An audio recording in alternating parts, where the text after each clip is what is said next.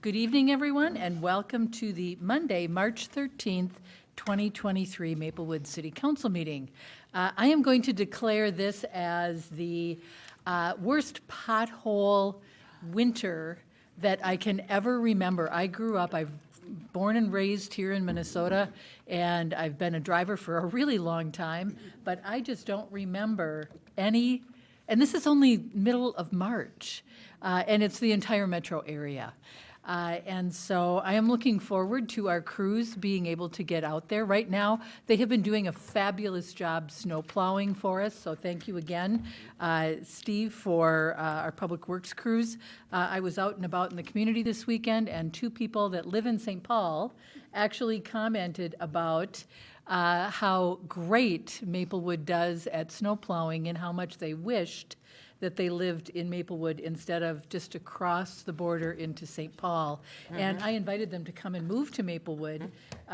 We'll see if that happens or not. But anyway, thank you for the crews doing that. But I asked Steve today if he would give us a little preview on what we have to look forward to, because it is quite a process to address all of the potholes. And I will say one thing, not all of the streets in Maplewood are maintained by Maplewood. I just took White Bear to get over here, and White Bear is a county street, and the county maintains it. So there's always a question there, is it a Maplewood street or is it a county street?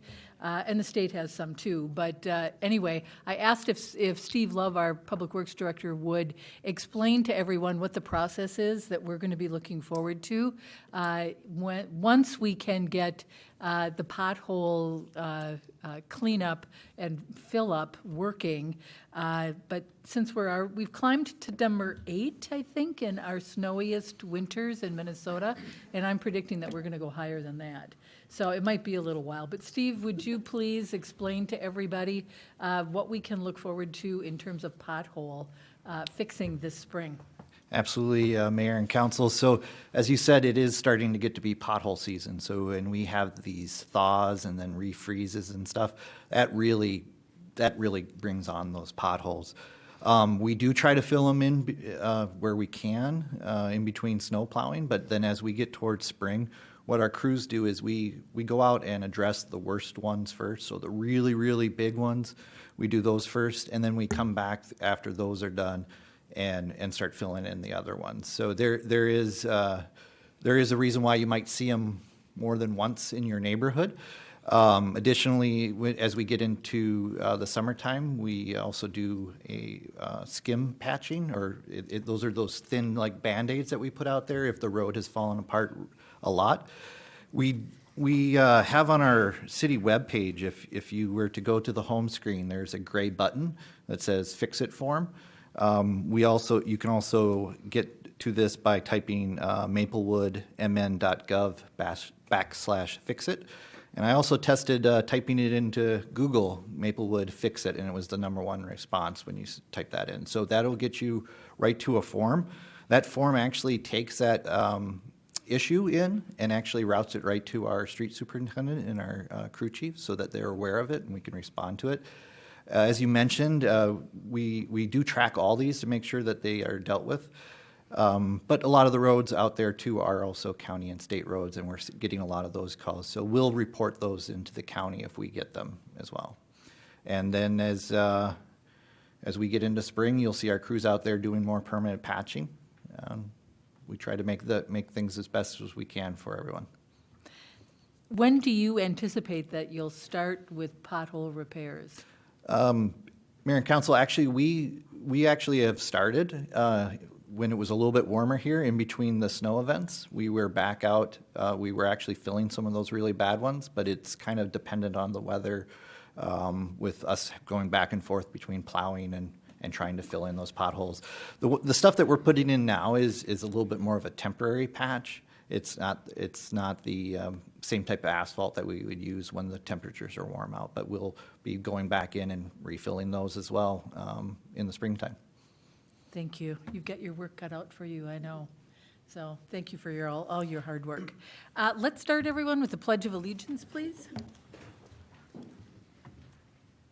I pledge allegiance to the flag of the United States of America and to the republic for which it stands, one nation, under God, indivisible, with liberty and justice for all. Thank you, everyone. City Clerk Sint, would you do the roll call for us? Councilmember Villavicencio. Here. Councilmember Cave. Here. Councilmember Juniman. Here. Councilmember Lee. Present. Mayor Abrams. I'm here as well, thank you. Council members, do we have a motion to approve the agenda? Second. Moved by Juniman, seconded by Lee, the motion to approve the agenda. Is there any further discussion? Councilmember Juniman. Under council presentation, spring cleanup. Okay.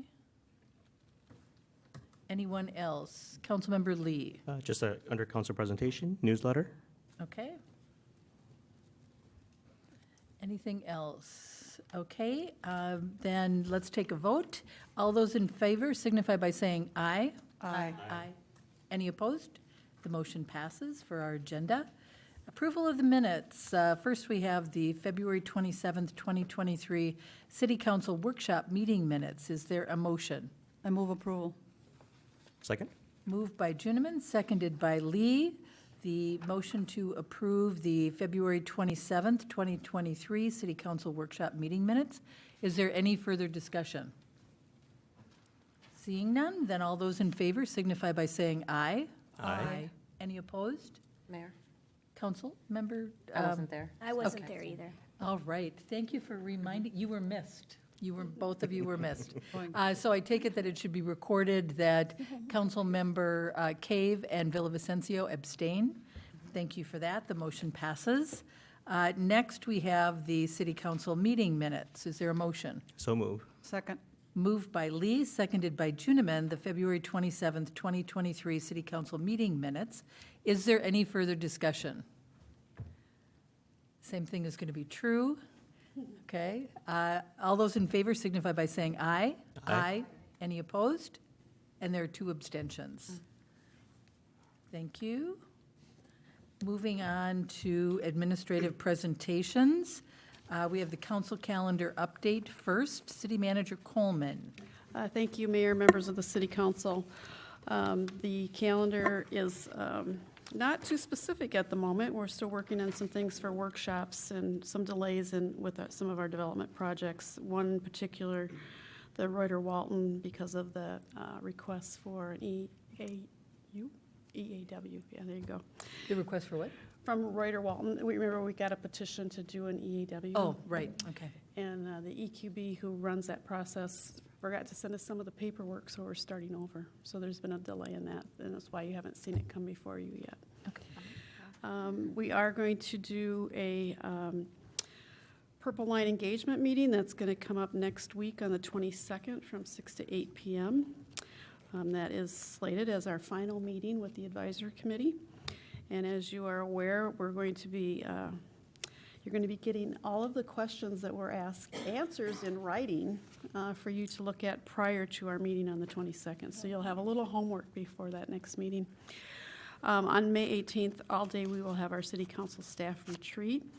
And this year, we're going to have Barbara Strandell work with us on that, as well as I'm going to do some strengths training with some of you to start the day off that day. So that will be fun.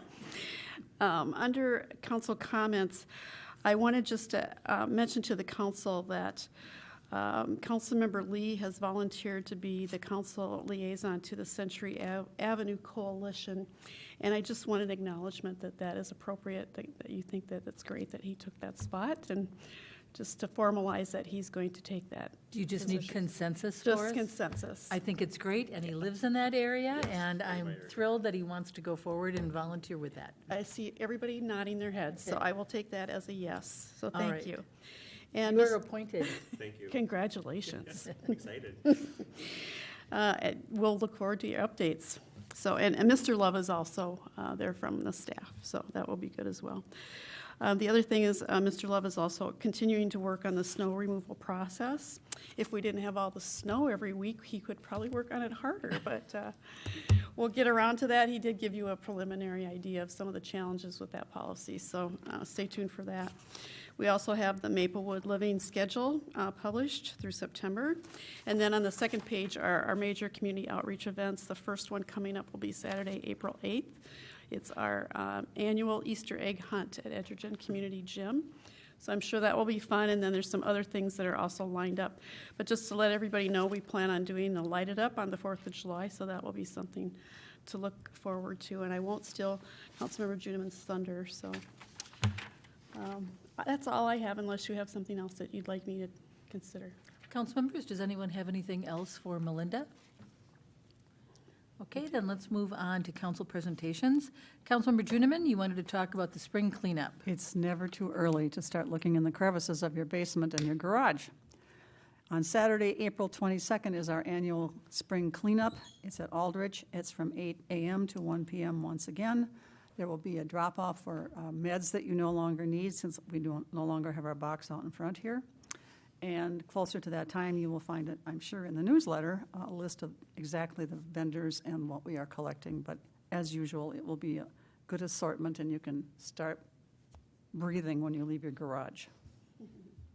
April 22nd, put it on your calendar. Thank you very much. We might be out there in winter jackets and mittens and, yeah. But, well, okay. Councilmember Lee, you wanted to comment concerning the newsletter. Okay, thank you, Mayor. I don't know if this is the right spot for it, but just more of a request for the comm team and for the city manager. My understanding is, I'm excited every month when I get my newsletter from the city of Maplewood. So I think there's a lot of great things in there, but what I want to do is to see it be a little bit more engaging with our constituents. And what I would like to see as an addition to the newsletter, given that the council likes to also see it, is I would like to see a Did You Know series, or kind of a section about Did You Know about Maplewood. We can perhaps put in there things such as Did you know that you can have chickens in Maplewood? Just things that people don't typically think about. Or just other items such as recreational backyard fires, keeping trash cans outside, when do you take them in, just information amongst that line. I think another thing that I would like to see in the newsletter is a small business highlight. This goes out to a lot of Maplewood residents. A big supporter of small businesses in our community, so we can talk a lot about our small businesses, but this is a great initiative to get out to our community about what business is in our community. And there's a lot of logistics and everything that goes along with it, but I think we definitely can work out that logistics working with the comm team. So wanted to see if the council is interested in putting that and adding that to our newsletter. You know, I think that some of them are really good ideas. What I'd like to suggest is perhaps sharing those more specifically with our communications director, Joe Sheeran, because right now we have a budget, and the more that we add to it, the bigger the newsletter gets, and the more the budget is, and we haven't budgeted any more for that for this year. So maybe that's something that you could, I would suggest maybe talking to Joe about what extra space there may be and how we might do that. But it does bring with it a budgetary concern, because I already know that we spend quite a bit.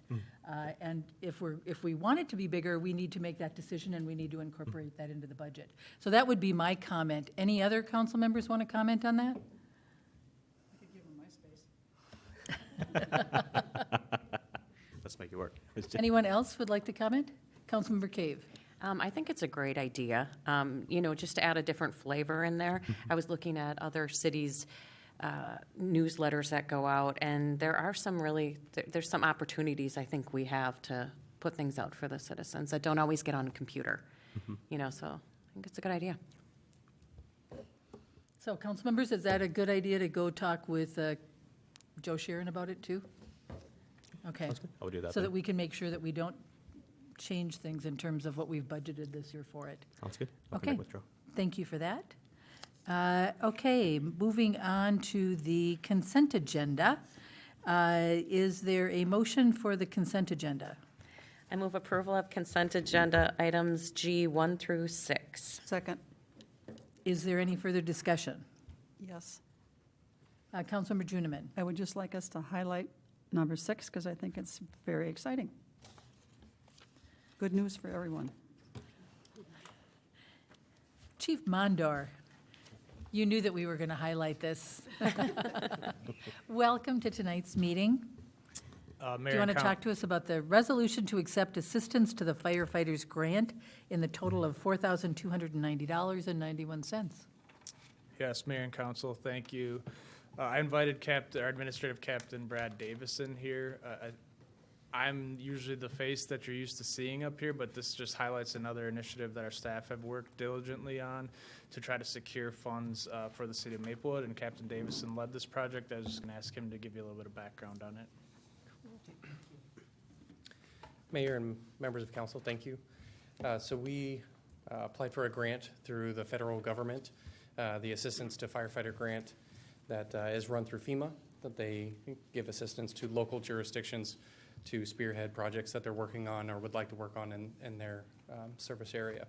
So we applied for a grant to fund a SCBA fill station out of our South Fire Station, which would give us the ability to refill our SCBA bottles more efficiently and get them back into service, and just increase and better our service to the community.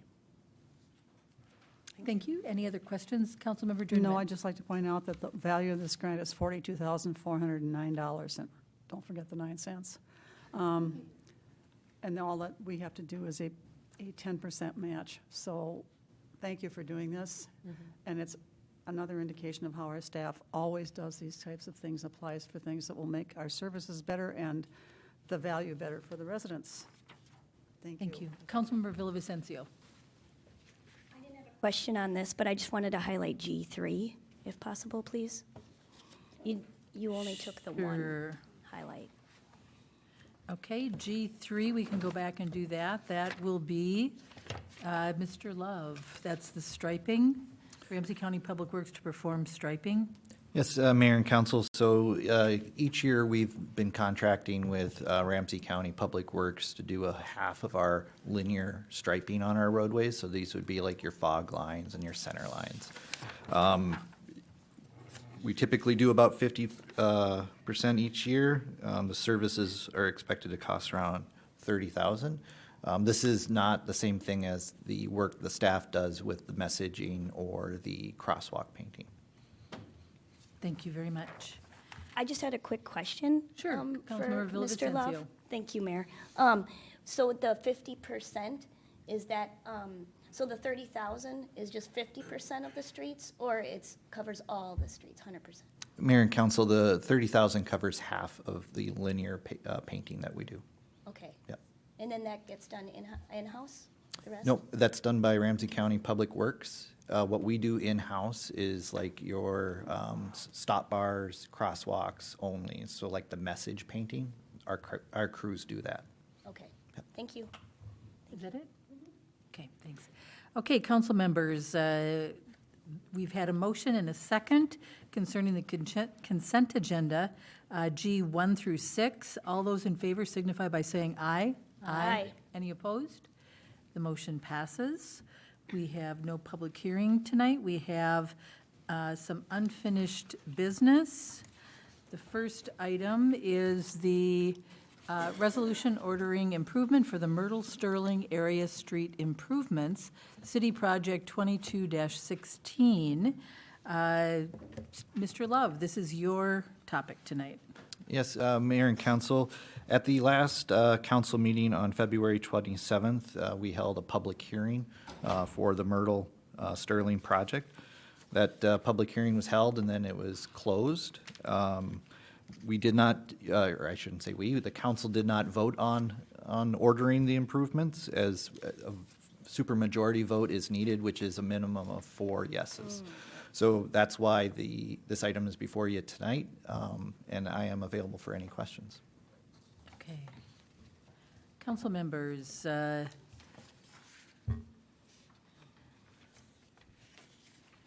you have any questions for Mr. Love concerning this project?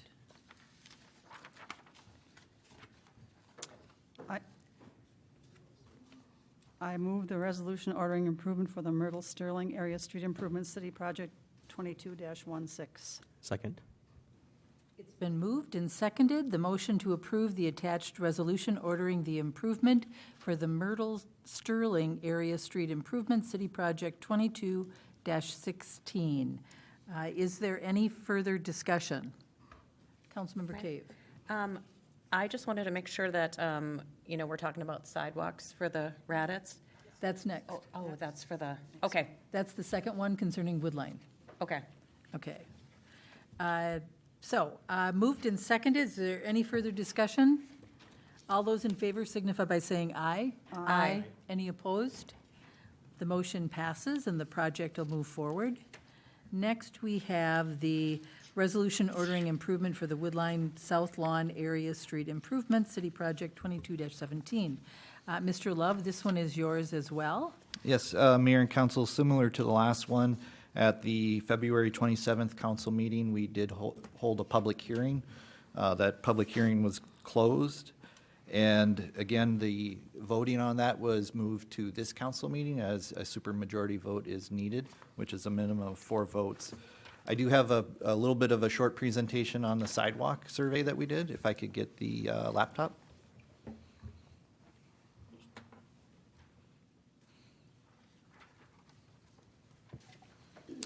So Mayor and Council, as you see here highlighted in black are the streets that are part of this project.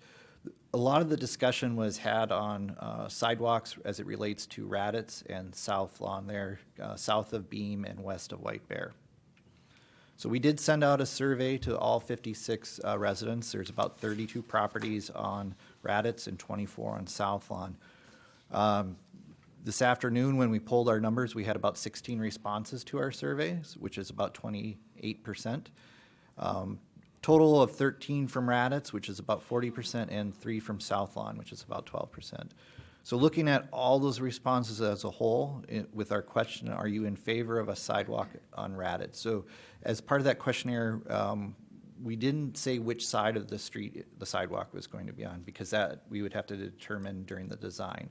We just wanted people's feedback on, does Raditz need a sidewalk?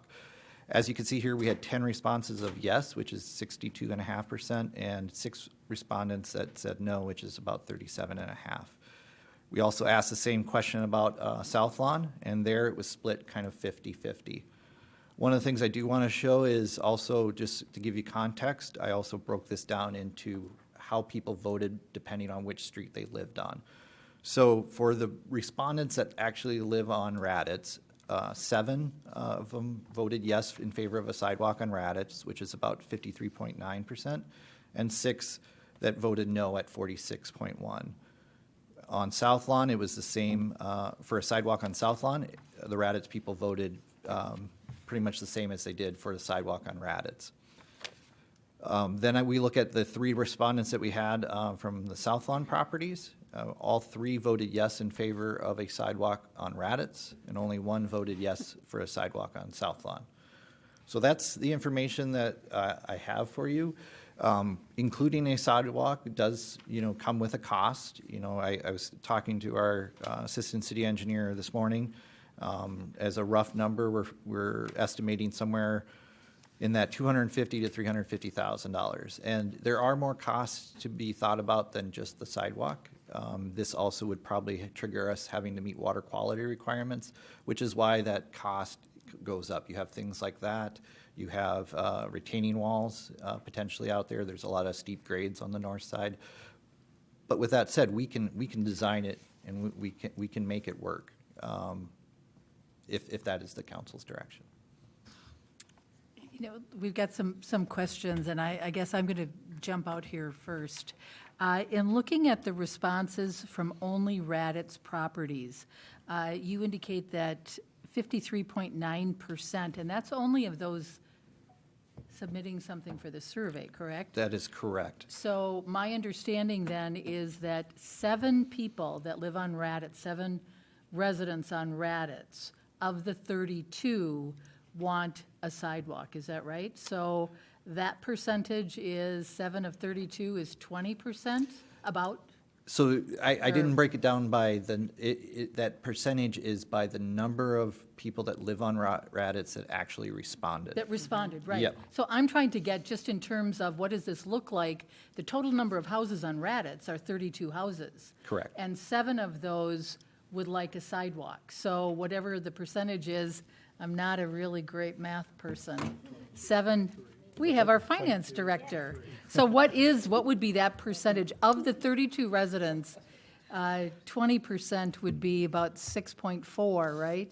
Yes, Mayor and Council, just roughly 21.875%. Do that in your head? Approximately 22%.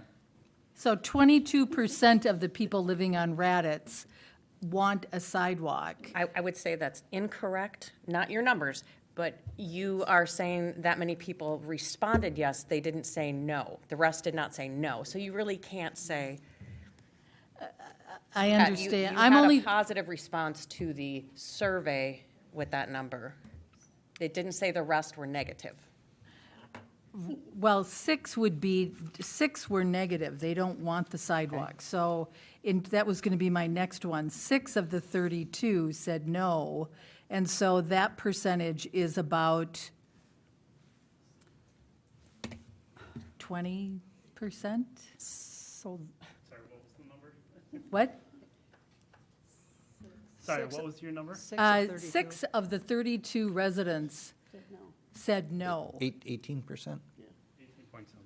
So we're looking at 22% and 18%. What you're looking at is 78% of the people who are indifferent. That's what you're looking at. Exactly. That's what I'm trying to get at. So 78%, is that the number, 78%? Don't have an opinion or did not share an opinion. And Mr. Love, go About ahead. 60% did not respond. Okay. So So could you just refresh for me, and then we'll go to other council members too.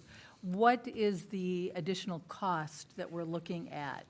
We estimate somewhere between, it depends if you build also the sidewalk on South Lawn all the way down to Masabi. Somewhere between 250 to 350,000. And how much of that is going to be, would be the responsibility of the residents?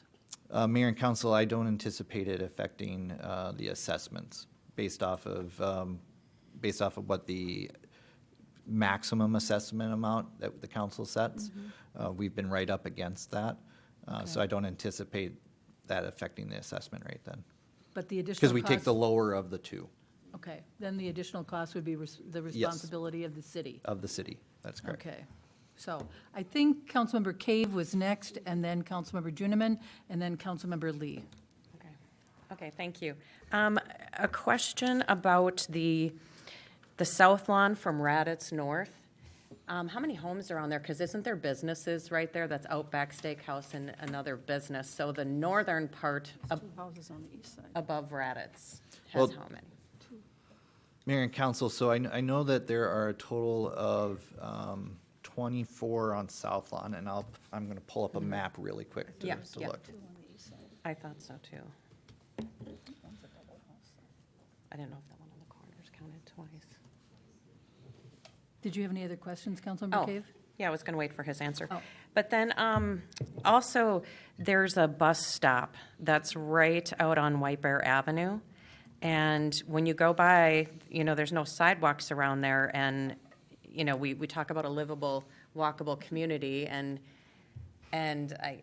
seeing people trying to get through this area on Beam Avenue we don't have proper sidewalks for them to get through. So I know we're not redoing Beam Avenue, but this seems to be the most logical. And when neighbors want it, I don't know if we did a survey when we did, over by Fire Station 3 Parkview. What was the street over there we just did? The project we just did over there? I'm sorry, I was counting properties. I apologize. That's okay. We just put up a sidewalk in that, when we did the street reconstruction over there by off Roselawn. Yes, on Parkway Drive. Yeah. Yes. So I'm just a little bit confused of why we put them places, and then now we have citizens who ask for something while we're going, and we're going, I don't really think it's a good idea, when we're trying to promote livable, walkable communities. Yeah, so Mayor and Council, there is a sidewalk gap on Beam Avenue from South Lawn to White Bear Avenue. That is an area that if the county was redoing Beam, we would try to partner with them to have that put in. That would fill in that missing gap. Parkway Drive was another one of those areas that we identified as a priority segment on our comp plan. What we're saying, what we as staff are saying is this is typically not a street that we would put one in. We do not have a policy that mandates a sidewalk on every street.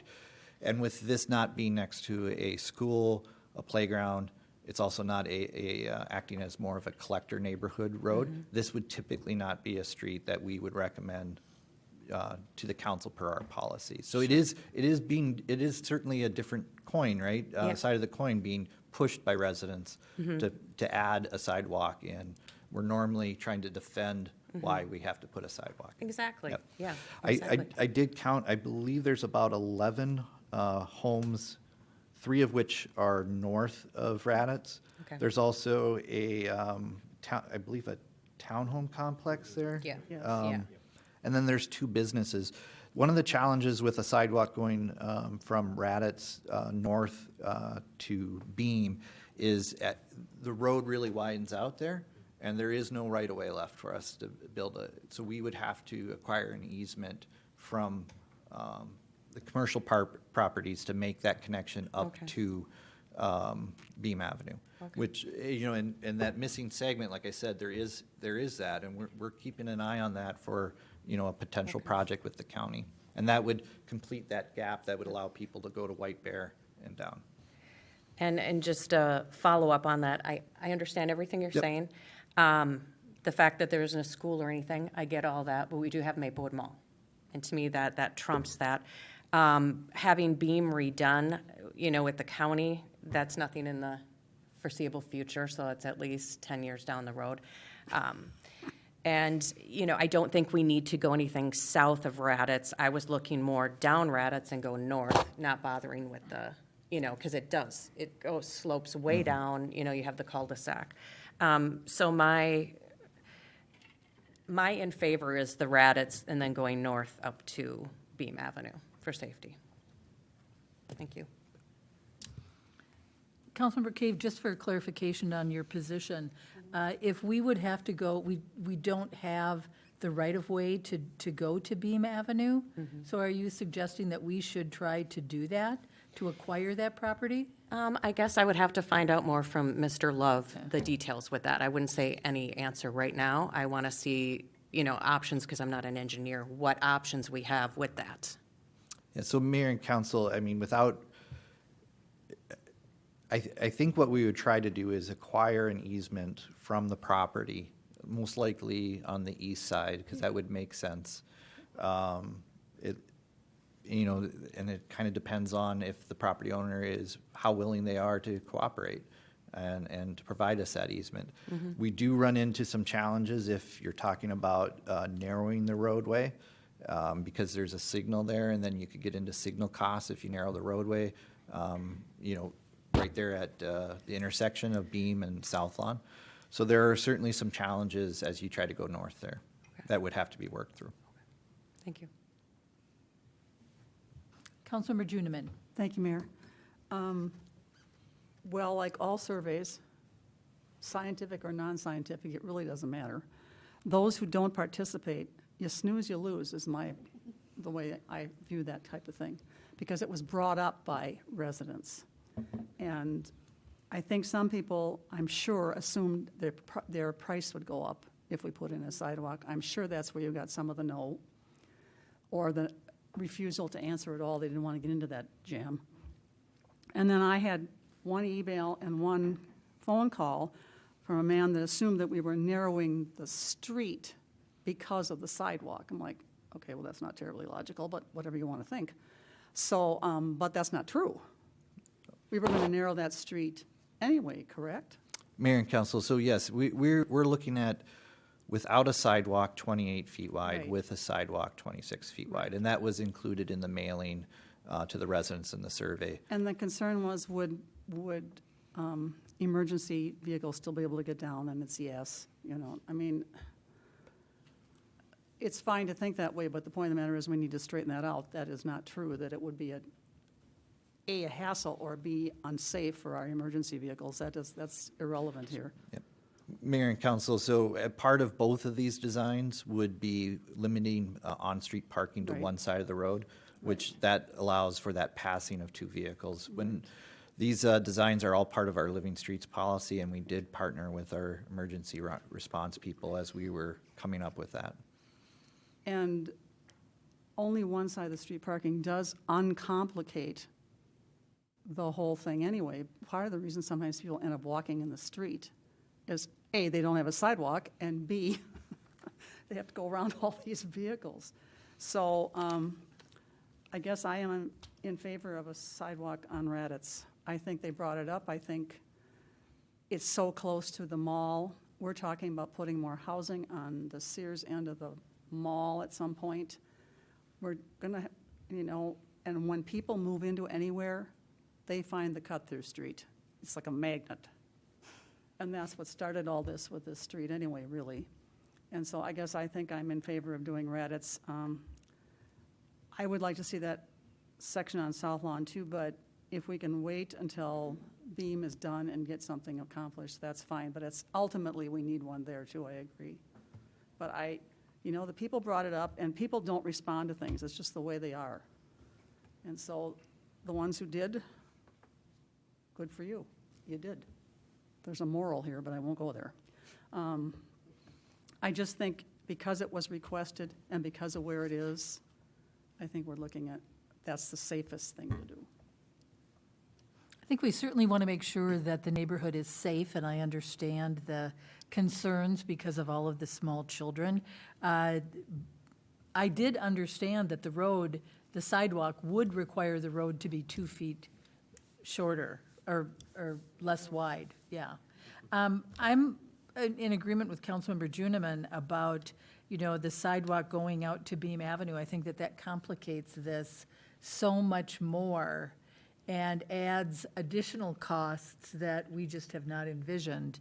And I just think that, you know, Beam Avenue belongs to the county, and once we, you know, when we tackle that with the county, with the, I mean, that's a pretty big, you know, with the lights there, and because it's wider, I think it just makes it so complicated.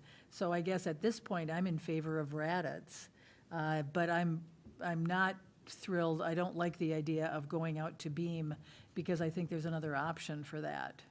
Yeah, I think we need to do it.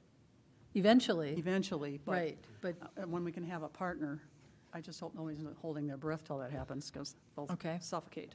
Councilmember Lee. Thank you, Mayor. I'm also in favor of putting sidewalks on Raditz. There's a couple of things that I took into consideration in this thought process. Is one, this project itself we're under budget already, and so we do have some wiggle room on that particular part of it. But then, without any additional cost to the neighbors, I think that's a big piece of it. And having the project being under budget, I think there's ways that we can work around it. But number one for me really comes down to the safety piece of it. Being a father of four, I can't even imagine Stillwater Road without a sidewalk, what that would be like. And so, yeah, I'm sure. And I'm talking to some neighbors who were on my road when they did not have a sidewalk. And I think having family members who are moving and living there, wanting to raise their family there, I think it's an important component of these families. So I'm in favor of putting, for me, I am in favor of just having it on Raditz now. I think the partnership with Ramsey County someday, I think that'll be a great benefit to our city. I just don't know and understand that well enough yet to see how long that process is going to be, but definitely on Raditz for me. Councilmember Villavicencio. Thank you, Mayor. Yeah, obviously I agree with the safety aspect. I mean, this may sound kind of out there a little bit, but you know, I was just in the road a couple weeks ago and going down the street, and literally somebody yells out of their truck, "Are you an idiot?" Because they don't understand that I'm in the road because there is no sidewalk, or I can't even get to the sidewalk. And sure, you could say, well, that's just one idiot, right? Or that's one jerk. But it happens to me all the time. People yell out their car, profanities and all kinds of things at me because I'm not on a sidewalk.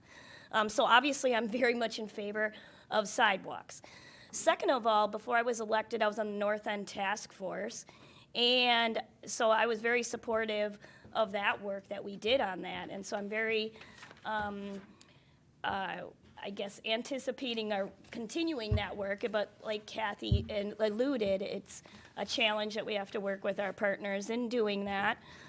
So any help that we can get out there to do that, I think the North End, plan is a great plan, and we have to continue that. So, yeah. Oh, the other thing, sorry, I knew there was one other thing I was going to say about the survey. One thing I was going to say, so just to clarify in my understanding, the surveys are only put out by mail, right? No.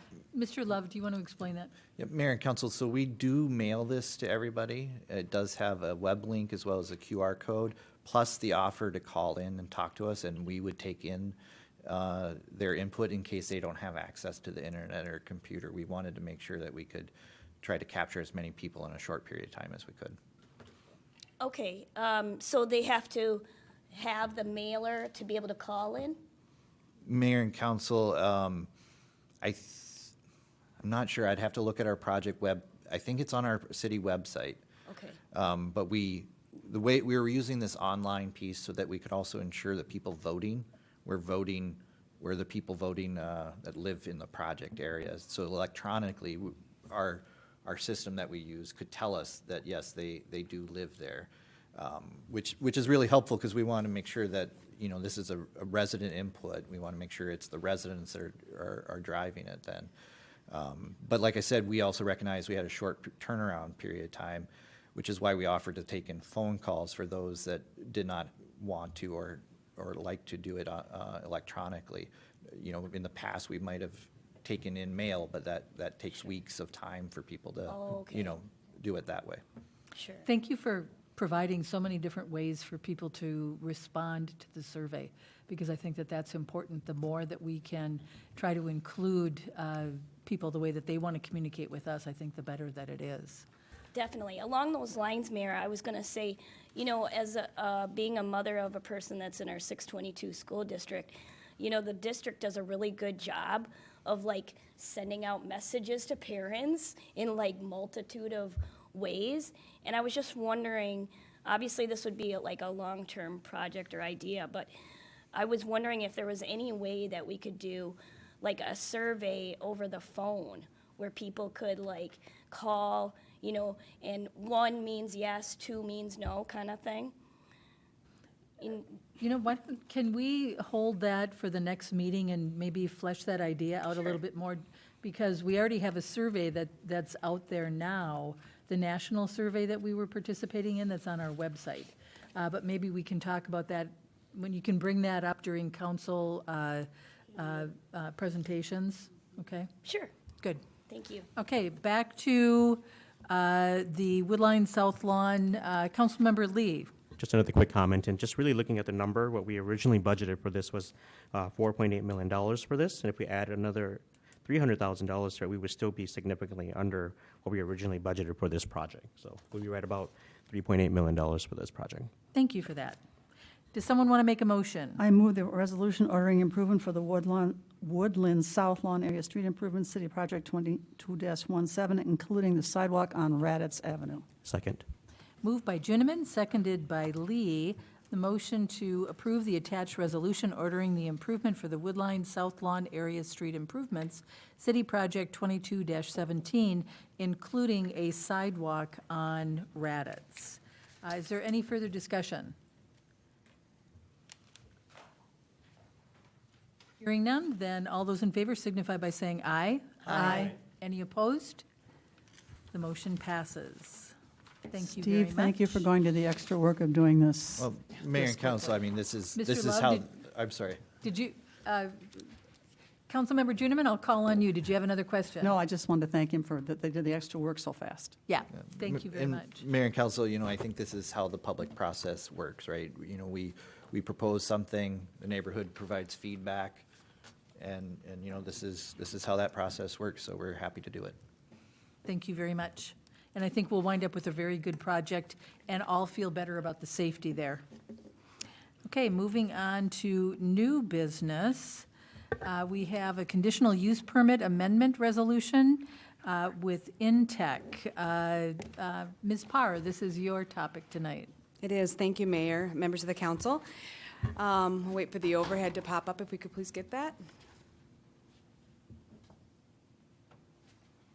So tonight, before you, we have a request for a commercial business to have a conditional use permit amendment, as well as a building addition variance for the front yard that would be needed for the setback. This site is located at 1055 Gervais Avenue East, as you can see on the overhead. It's about an acre in size. Intech is a operator, it's a commercial business that provides directional drilling for fiber optic installation. They are looking at making some improvements at the site, and this is part of that. Currently, our future land use is for commercial, the zoning M1 light manufacturing, appropriate for this particular use. The comp plan guides the property for commercial uses. The proposed project is related to the existing commercial business on the site, and it meets the intent of our comp plan. The existing CUP, which goes with the land, is for outdoor storage and the building within 350 feet of residential property, which you can see to the north there. The proposed project would be for a front porch addition, and the primary structure on the property, which was built as a residential home, it's been used as a business office for a very long time. The project will require a CUP amendment. As it states in our ordinance, it allows for the expanding of a nonconforming structure within the required setback through a conditional use permit approved by the City Council, and that required front yard setback of 30 feet from the street right-of-way. The existing building, which is nonconformant currently, is set back at 27.3 feet from the right-of-way. It's been that way from the beginning. With the proposed 6-foot front porch addition, the structure would be 21.3 feet from the existing right-of-way. And you can see that on the overhead. Here is a visual on what this would look like in the future with the additional porch on the front. The staff review and the public comment, we did solicit comment from the public. We had a public hearing and there were no comments as a part of that. They were required to submit a minor construction project application, which will be required in advance with formal review by our Community Design Review Board. In some cases it is required. In this case it is not. It's very minor. And then additional design details, the building materials, the paint, the colors, we're going to need specifics on that in order for that minor construction application to proceed, which the applicant has indicated they'll be doing at a later time when they apply for the building permit, which they'll need prior to construction. As I mentioned, we had a public hearing previously. People within 500 feet were notified, and we surveyed surrounding properties, and there were no comments received at that hearing as well. We have the applicant here this evening, Patrick Casper, in the audience with Intech, if you have any questions for him as well. As I had mentioned, the Planning Commission considered this on February 21st, the actual amendment with public hearing, and they recommended approval unanimously. The conditional use permit amendments before you this evening, and as a staff, we recommend approval of that. With any questions, I'll be happy to take that this time. Council members, are there any questions for Ms. Parr? Councilmember Juniman. This may be none of my business, but do we know what the function or reason for this porch is? I realize that this is going to be forever now commercial property, but at the moment, there are residences around. I think it's more aesthetic, Okay. Mayor and members of the council, but if you like, if the applicants could speak to that specifically, if you like. Welcome. Do you want to step forward? Please give us your name. It's Patrick Casper. I'm the owner of Intech. And you heard the question from Ms. Juniman? Correct. Yeah, I think, well, it's to try to give it a little bit more of a commercial feel, I would say. And the house is coming up on 75 years old and has not been touched. It really needs something, you know, so it's just more aesthetic than anything. Oh, good, thank you. Yep.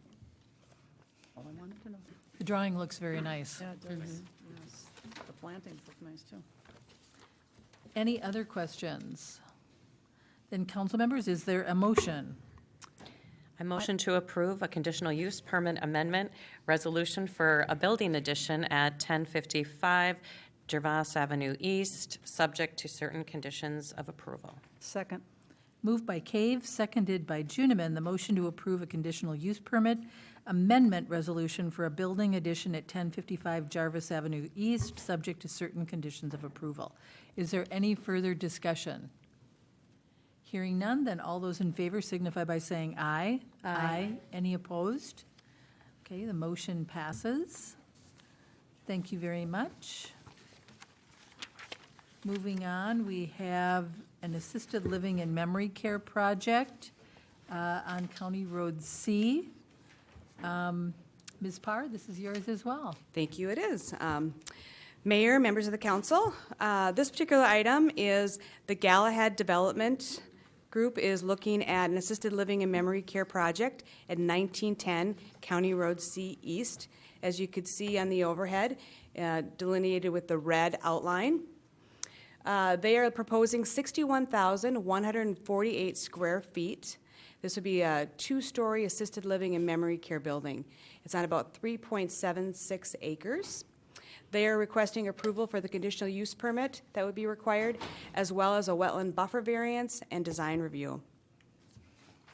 As you can see the breakdown on the overhead, as well as a visual showing the future land uses adjacent to it, they are proposing 46 assisted living and 26 memory care that would make up that 72-unit breakdown. The site is guided mixed-use neighborhood, which allows for up to 31 units per acre. Allowing that maximum could be 116 on the site in total versus the 72 that they're proposing. The site is zoned business commercial, which we allow multifamily housing projects with the approval of a conditional use permit as a part of that.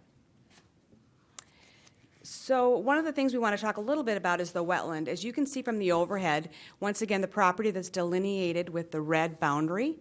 The southern part where you see the little green area or the green area come up, that is our managed B wetland. It includes the creek, which is located on the south side of the property.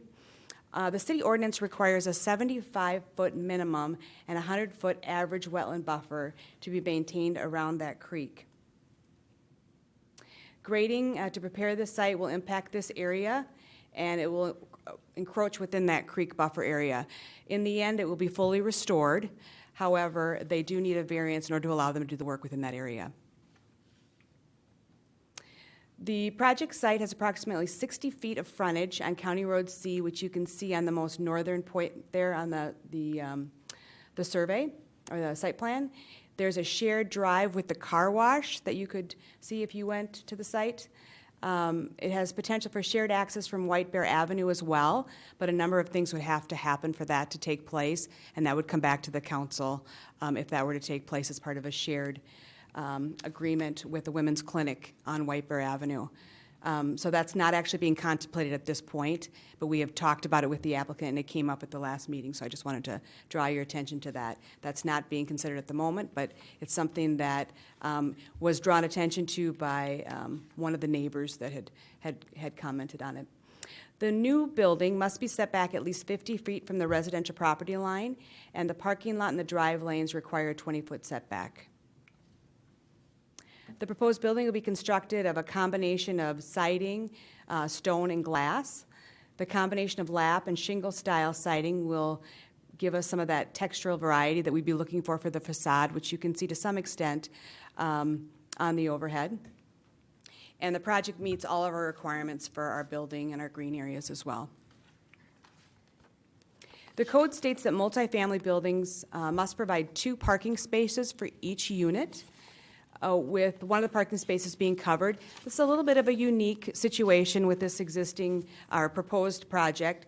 There's 144 spaces for the project, 130 are provided. The residents will not be bringing cars with them. However, we do have staff and visitors to consider, and that's what largely we've been looking at as a part of this. So the applicant is seeking a parking waiver of 14 spaces from the covered parking requirements. And then there is some potential for shared parking, potentially as well existing and in the future with the Women's Clinic adjacent to the site. The applicant is proposing to remove 56 of the 85 significant trees on the site. The code requires that the planting of 342 trees. The applicant is proposing 54 new trees. The applicant can either add more trees or pay into the city's tree fund. There's been some conversations about this, and there will be additional submittals made in regards to the landscaping and the tree aspects of it, and then we'll more fully look at that in respect to what can't fit on the site and what would be contributed to our city fund in relation to our public spaces and so forth as seen fit by our natural resource folks. The applicant is proposing to meet the city's screening requirements from the adjacent home with the use of arborvitae trees as a part of that, which does comply with our ordinance. Staff surveyed the surrounding properties and sent a public hearing notice to properties within 500 feet. One comment was received, and 2 people spoke at the public hearing at the Planning Commission. The Environmental and Natural Resource Commission recommended approval. The CDRB and our Planning Commission recommended approval, and those were unanimous. We had 2 speakers at the public hearing. Some of those were concerns in relation to traffic concerns, particularly with accidents potentially, and we've looked into that, and we can speak to that a little bit more. We mentioned it in the staff report as well, that we believe the character of this particular area is consistent with the signaled intersections in this area and then to the south as well. And Mr. Love can help us on that as well if you'd like more information. With that, staff recommends approval. We're happy to answer any questions you have. We also have Lucas Larson in the audience with Galahad Development, who's happy to answer any questions you might have as well. Council members, are there questions? Councilmember Villavicencio. Thank you, Mayor. So I am supportive of this project, but as Councilmember Juniman is our resident heavy for the alcohol compliance, I would like to be the heavy on the compliance of when we put senior buildings in Maplewood, we need to make sure that if there are services and specific amounts of people that are being provided to those people, then we need to make sure that stays here in Maplewood. Because what I have seen in a lot of senior buildings is they'll come into communities, they'll have lots of supports and services right at first, but then they'll lose some of their funding because they lose a grant or different things happen. And then what happens is the residents of those buildings suffer, and then it causes a lot of ripple effects in our community. And so I just want to make sure that when we have these type of buildings come in, that they keep that level of service. And if they can't do it themselves, that they need to find other supports that can come in to do that. So I think that's really important. Thank you. You know, I'd like to hear from the applicant, give you an opportunity to talk about the level of service. And then after you're done responding to that question, I will turn to Mr. Beatty in terms of whether or not, what kind of leverage we have in terms of programming at any senior facility in our city. Okay? Would you please introduce yourself? Sure, Lucas Larson with Galahad Development. Mayor, Council, address the Councilwoman's question or concern about care. So we partner with a group called Great Lakes Management. They're out of Plymouth. They've been in the business for like 35 years. They're extremely professional, and they're invested in the project as well. Financially. So they have every incentive to provide the best care possible to the residents. Additionally, our projects are all 100% private pay, so the people moving into them can afford to live there. There may be an occasion toward the end of life where somebody runs out of money, and at that point we would explore some short-term Medicare reimbursement or funding, but generally, we're not concerned about the financial viability of our residents. Thank you for that. Mr. Beatty, would you just weigh in on our ability to govern programming?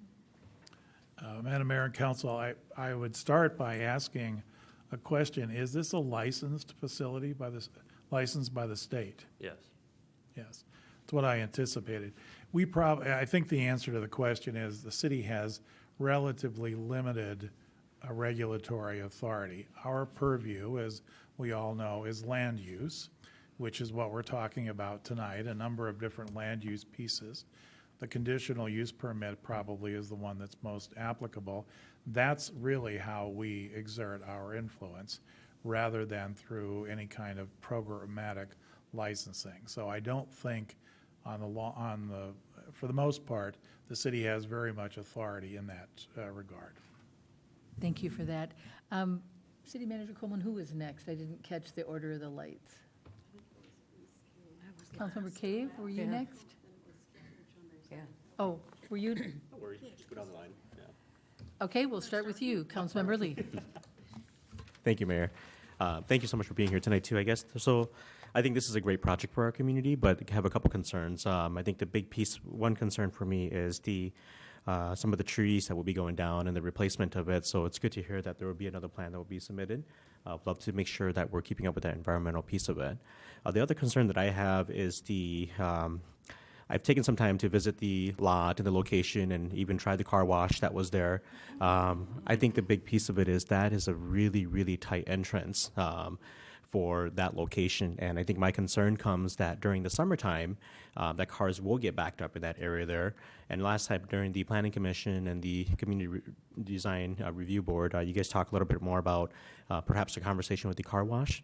Has that conversation gone anywhere? What is the progress of that? I would say still in progress. So when the car wash changed hands and reoriented, they were working with an attorney on that transaction. We reached out to that attorney to try to see if he's still involved. He's not. So we were referred recently to a different set of attorneys that we're planning to work with on that. But I think it's important to keep in mind that we own that entrance. And the car wash has been granted an easement, a vague easement, I would say, to use that. And so we have plans based on feedback that we've heard from the neighbors, which quite frankly are valuable to me because I wasn't aware of the car wash changing orientation at the time I started developing it.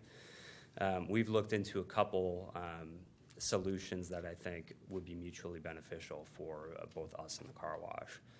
One would be there's a little bit of room to widen that entrance lane and do 3 drive aisles, one for folks coming in, a turn lane dedicated to the car wash, a left turn lane in, and then a right out back onto County Road C. So that should help with circulation. And then additionally, I intend to propose to the car wash, they have about 3/4 of an acre of retained land at the southern portion of their site, which I had my civil engineer who's here tonight actually draw up a staging lane that cars could use to alleviate some of that pressure off the access on the County Road C. What kind of do you have a timeline of what that'll look like, when you'll be able to connect with that attorney to have that conversation at all? We reached out to them today, so I'm hoping soon. But okay. I guess part of my concern really comes from there will not be any vehicles. My assumption is that not a lot of people at the facility will be driving, but if in the case there is an emergency, if that is the only entrance and there's a queue of cars that are sitting out there, that's going to impact the emergency vehicle that's going to be able to get into the facility. So that's where my concern comes from with that particular piece. So if we can have some kind of update on that, kind of going forward, that would be great to hear what that progress is. Yeah, I'd be happy to keep the city apprised on our process or our progress there. Okay. Thank you. Thank you, Mayor. Councilmember Juniman. Gee, I wonder what I'll talk about. I'm on the trees now. I'm sure you've probably gathered by now that would be it. I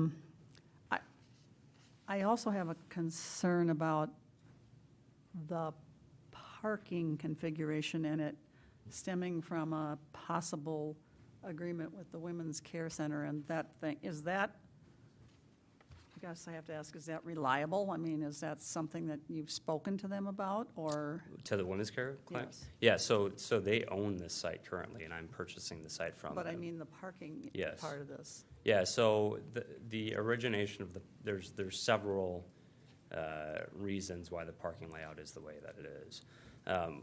First off, the landowner came to me and said, I love your project. I think it's synergistic to what we do.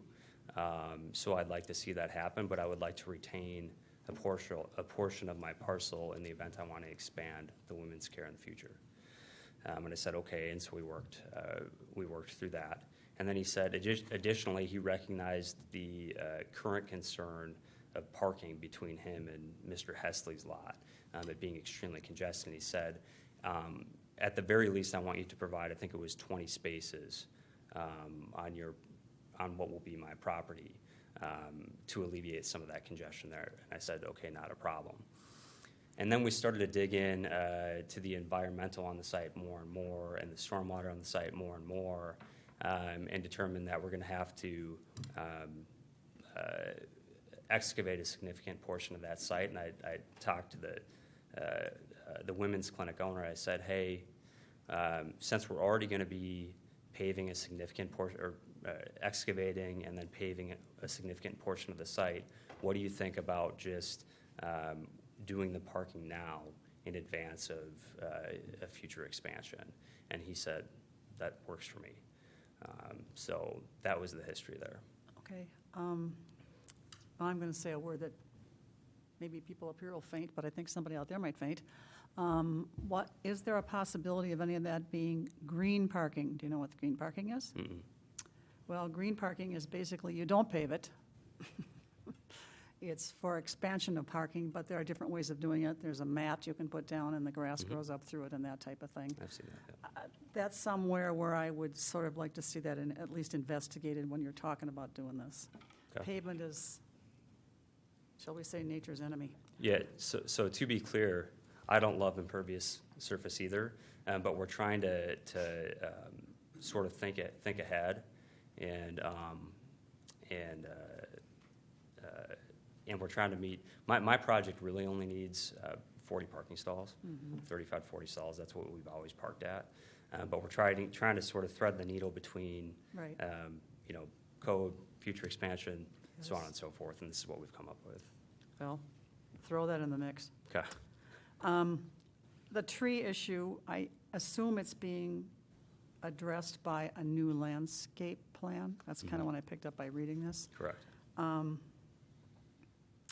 you are saving one of the specimen trees, correct? Correct. Okay, which one? There's a major oak tree, I think, on the west side of the Okay, building. yes. Okay, so I caution you about talking to your excavator and when you're doing the building, how to protect that tree, because oak trees' roots are not very, they don't like construction around them too much, Yes. so I caution you ahead of time. Mm-hmm. Then I also have a question about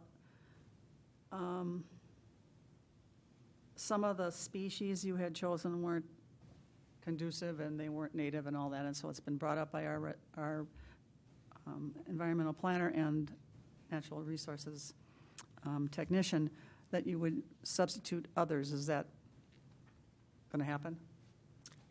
Correct, yeah, I mean, yes. Yeah, I mean, we've been working very closely with Okay. Sean and the environmental staff. That's a good for idea. sure, Yeah. At least if you want to vote out of this chair, it's a really good idea. And then I only have one more question about that, and that would be the screening for this person whose house is on the northwest, faces the northwest of your development. Mm-hmm. They had requested a fence, and now in here it says you're going to have 16 arborvitae trees, because it does meet our screening requirement, but is that okay with the neighbor? The conversations I've had with Carol, I've had probably 2 or 3 of them.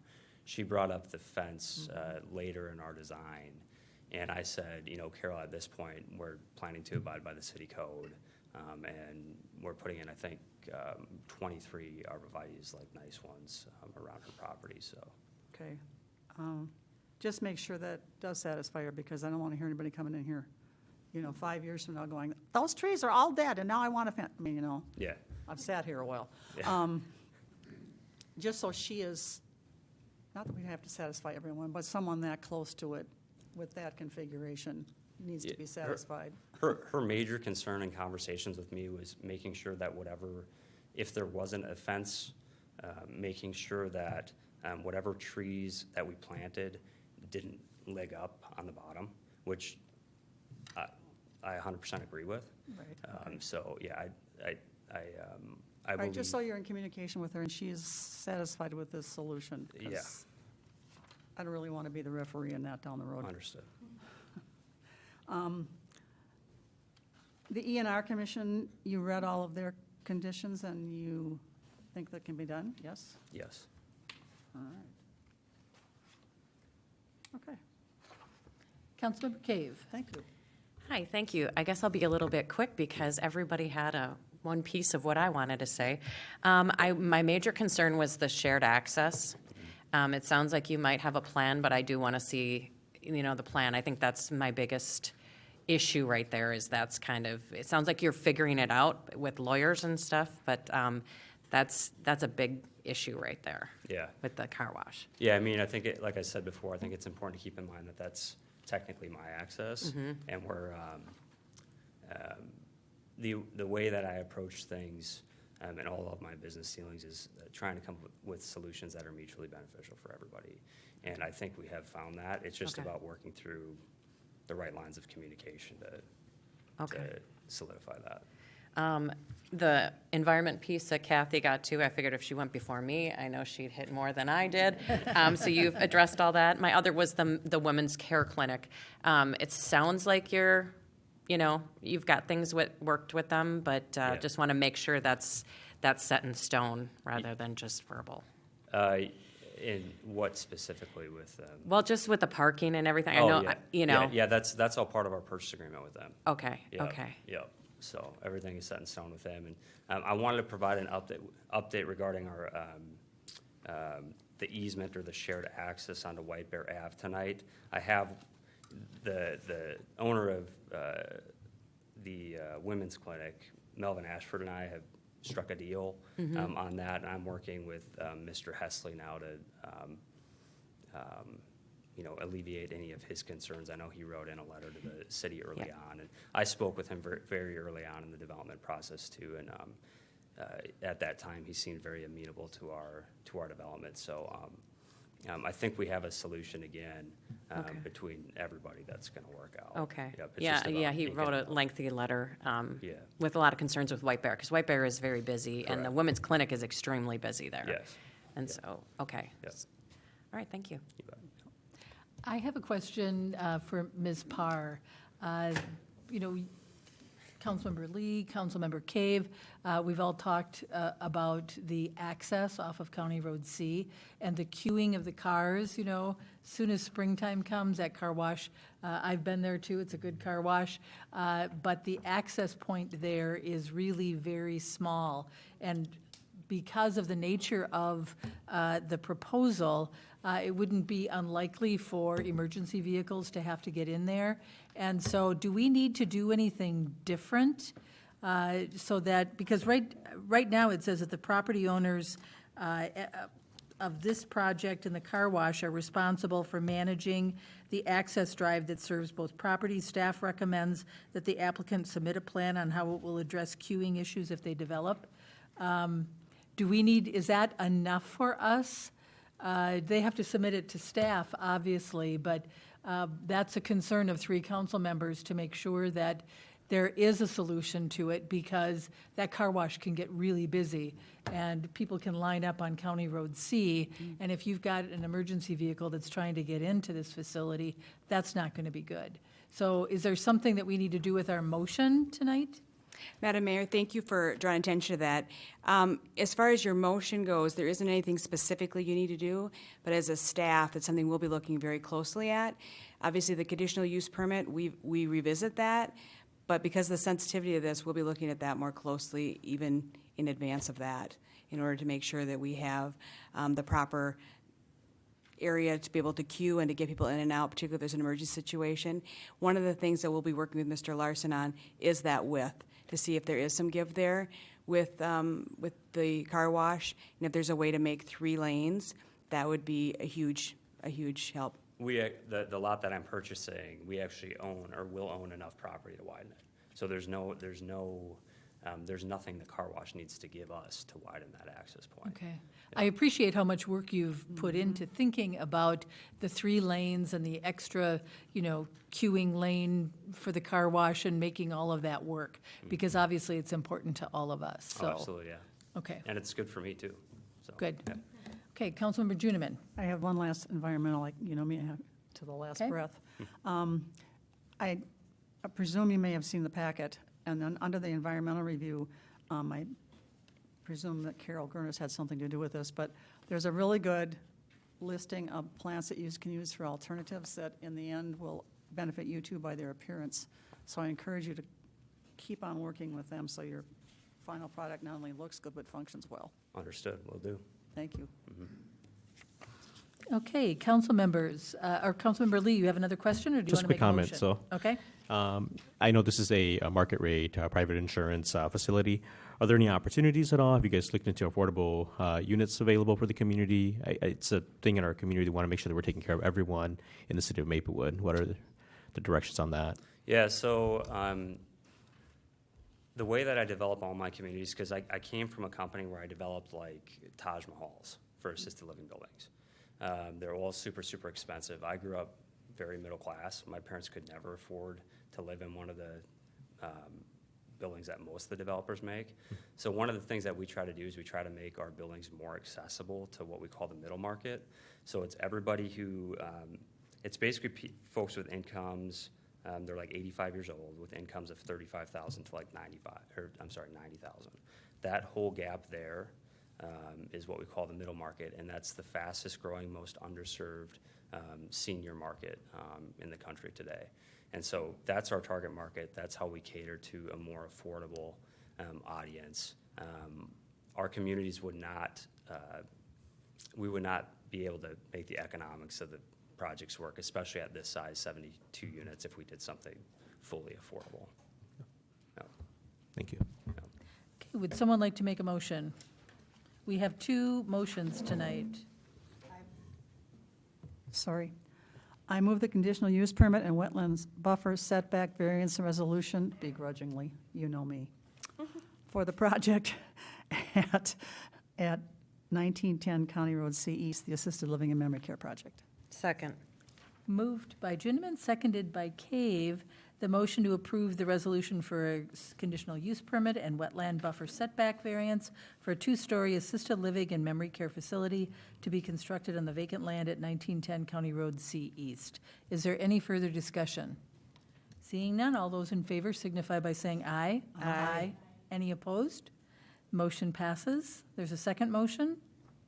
I move to approve the resolution for the design review for a 2-story assisted living and memory care facility to be constructed on the vacant land at 1910 County Road C East. Second.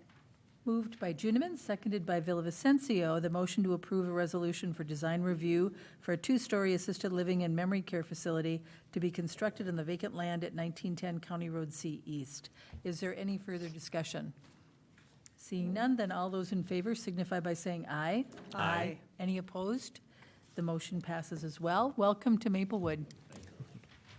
Thank you very much. Okay, moving on, we have our renewable energy ordinance. And I believe that this is yours, Ms. Finwall. Welcome.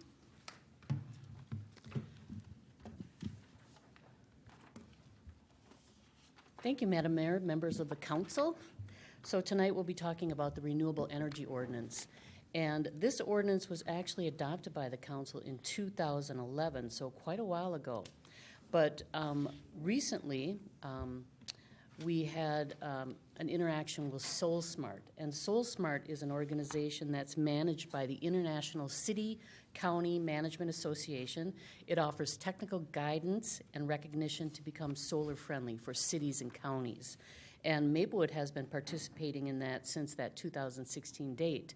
And right now, you'll be pleased to know that Maplewood holds the bronze level. We just have one more small thing to do before we get to the gold level. But in 2021, SoulSmart, they actually updated their criteria. And as part of that, they offered cities an opportunity for their national advisors to review their ordinances to see if there was any updates that were needed based on, new technologies, things of that nature. And so they did that for the city of Maplewood, and they worked with our environmental commission throughout throughout 2021. And once you start digging into an ordinance, it always kind of brings up other items that you want to address. So the environmental commission took a year to review that. And but the three things that SolSmart had recommended for our renewable energy ordinance was modifying it so that residents and businesses can retain the excess energy they produce on their solar systems on site. Previously, we had in the current ordinance that energy has to be pushed out to the grid, and now they have battery systems that are becoming more cost effective that residents and businesses could use to store that solar energy on site. The second was solar canopies. We're seeing a lot more installations of these types of things. It's something that would provide shade for both vehicles and pedestrians. And then, of course, the solar would be built on top. So creating some sort of regulations and allowances for those. And then the third is community solar gardens. When we created the ordinance back in 2011, community solar gardens were very new, and you had to have like 5 acres to put together one of these. And now we're seeing that you could do a community solar garden on top of a rooftop. So it's something that we want to take a look at, and we don't have any currently, but it could happen. So then December of 2021, the Environmental Commission did recommend approval of these amendments. And since that time, we have been working with our city staff and our attorney to review the ordinance and see if there's any updates we needed to make. And so now we bring it to you. I know it's been a while, but you know that it's been thoroughly vetted. So I want to touch briefly on the major changes. First and foremost is allowing that excess energy to be retained on site, and that's both for the wind, solar, and geothermal. Those are the 3 renewable energy sources that we cover in this ordinance. For the wind portion, we do allow what we call small wind energy systems, so a resident could put something like this in their backyard. Now in Maplewood, we're not seeing a lot of wind energy here, but since I've been here, I have seen 1 small wind energy put in a backyard. And just to ensure it doesn't cause nuisance to neighbors, we had required that they have 100% neighborhood consent. And if you recall with the whole chicken ordinance consent issue, we found that, that's pretty challenging because then just one neighbor could hold you up on a project for your own residential home. So we're proposing to reduce that percentage to 60% to match that chicken ordinance. Chickens, wind, Overall number of roof-mounted wind energy systems, previously we said, we'll just cover that in the conditional use permit. But our attorney points out, no, that's pretty ambiguous. So why don't you add some language subject to architectural considerations to minimize flickering, shadows, and visual impacts? Because that's really why we would want to minimize any number of wind energy on rooftops. And currently we don't have any, but you never know. Then on the solar piece, again, the community solar gardens, what we are proposing is that any kind of ground community solar garden, placed on the ground, not on a roof, is permitted if it's under 1 acre as an accessory use. So it could be a small business and they had, just a small little parcel that they wanted to put as an accessory. They could do that as a permitted use. And then if it's over 1 acre, that would be a conditional use permit as an accessory use. And then as a primary use, so just a vacant piece of land that someone wanted to do a community solar garden on, would automatically kick in that conditional use permit.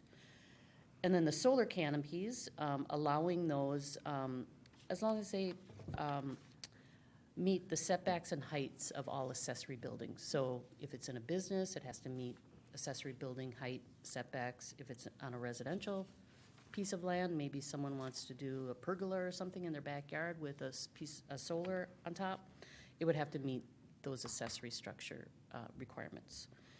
Then, that covers the major changes here. So tonight, what we're looking for is a recommendation a motion to approve the renewable energy ordinance, and then in addition, a resolution authorizing and public and title summary, because that ordinance is 10 pages long, so we did condense it into just a small one-page item that would be published. So that publication does require 4 votes. So I stand for questions. Thank you. Thank you very much. Councilmember Lee. I'm just excited that we're making this more accessible to residents of Maplewood. So thank you for working on this. I know it's not easy going through all the stuff that you guys have done, so thank you. Anyone else? Councilmember Juniman, would you like to comment on it since you're the liaison for the ENR? Don't comment on it. People wondering. I'll keep it brief, trust me. Thanks to the ENR for their work on this. I don't think people realize that on the ENR Commission, there's a lot of what I call diddly detail that, thanks to Sean, they know what to go after. So these are very helpful because it makes people want to consider it more closely. So and if you make it easier and yet it's still safe and satisfies everyone, can't do any better than that. And just to comment that I have a friend who has totally solar, she's electrically independent, and has a Tesla wall in her garage that stores enough power for 8 days. So, when there's a thunderstorm and the whole neighborhood's black, she's not. And then we just had a kitty corner from us, a neighbor put in some last fall. They were so excited, and they were little, anything new, wondering, with all this snow, what's going to happen? But it melts off like right this minute. It's just like gone by the end of the day when everybody else's roof is like this. The solar panels are blank. So they're very excited, and they're excited to what it's doing to their electric bill. Are they in Maplewood? Yes. Oh, they are in Maplewood. No, the first example's not in Maplewood, but the second okay, one is. got it. That's what But we I were do thinking know that of. these people did this because they said, well, we have, a little extra money to put into something, let's do something that makes sense. And now they're talking about storage because they're so excited with how well it's, shall we say, paying them back and working, that they're looking into storage now. Okay. Councilmember Lee, you have another comment. Just another quick comment. I think this is such great that when I talk about accessibility, city manager, do we, as a city level, are we doing any kind of education? I think there's so many opportunities that we can do for our community around this piece. If we pass this, to throw it out there so our community knows that this is accessible in our community. City Manager Coleman. I think that's a terrific idea. We're not doing anything specifically in terms of education that I'm aware of, but I think that's something that Audra Robbins and Sean could talk about and talk to the ENR about what that might look like. Thank you. Council members, we have 2 motions before us. Would someone like to make the first one? I move to approve the renewable energy ordinance amendments. Second. Motion moved by Juniman, seconded by Cave, the motion to approve the renewable energy ordinance. Is there any further discussion? Hearing none, then all those in favor signify by saying aye. Aye. Any opposed? The motion passes. Then we have a motion to approve the resolution authorizing publication in title and summary, and this requires 4 votes. Would someone like to make that motion? I further move the resolution authorizing publication of this ordinance by title and summary. Second.